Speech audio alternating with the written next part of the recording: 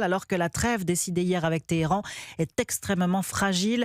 Les deux camps semblent irréconciliables sur de nombreux sujets. L'uranium, que l'Iran veut continuer à enrichir, ce que refusent en bloc les États-Unis, mais aussi la gestion du détroit d'Ormuz, dont les Iraniens veulent garder la maîtrise, et la poursuite des frappes au Liban, où les Iraniens veulent étendre le cessez-le-feu. Oui, ce sont les points d'achoppement qui seront discutés samedi au Pakistan avec le vice-président américain J.D. Vance.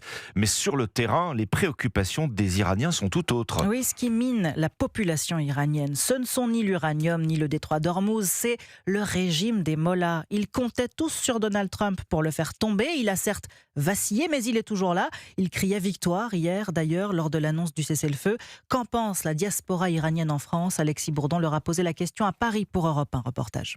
Nous, on préfère mourir que continuer avec ce régime. Les yeux rivés sur la télé dans un café iranien, Sarah craint que le cessez-le-feu profite à la République islamique. Ce régime, c'est très dangereux pour le monde. Les États-Unis, s'ils laissent ce régime comme ça, après, c'est beaucoup plus dangereux. Donc vraiment, Donald Trump doit continuer son offensive contre l'Iran. Oui, il faut vraiment les choses qu'ils ont commencé, il faut continuer, il faut finir pour les Iraniens. Shana espère elle aussi la reprise des bombardements sur l'Iran. Cette franco-iranienne a gardé beaucoup de contacts à Téhéran. J'ai eu l'occasion d'avoir un ami qui a réussi à se connecter à Internet, qui me dit que là-bas, tout le monde est en colère comme pas possible. Malheureusement, si les bombardements s'arrêtent, ça veut dire que le régime reste en place. C'est atroce. À quelques centaines de mètres de là, Tirdad désapprouve la trêve. Il redoute que le régime iranien profite de ces 15 jours pour durcir la répression contre ses compatriotes. Si c'était la guerre, c'était pour faire tomber le régime. Là, ils ont le temps sur les exécutions contre les manifestants en Iran. Tous ces Iraniens sont unanimes. Ils ne voient pas l'Iran respecter l'accord de cessez-le-feu.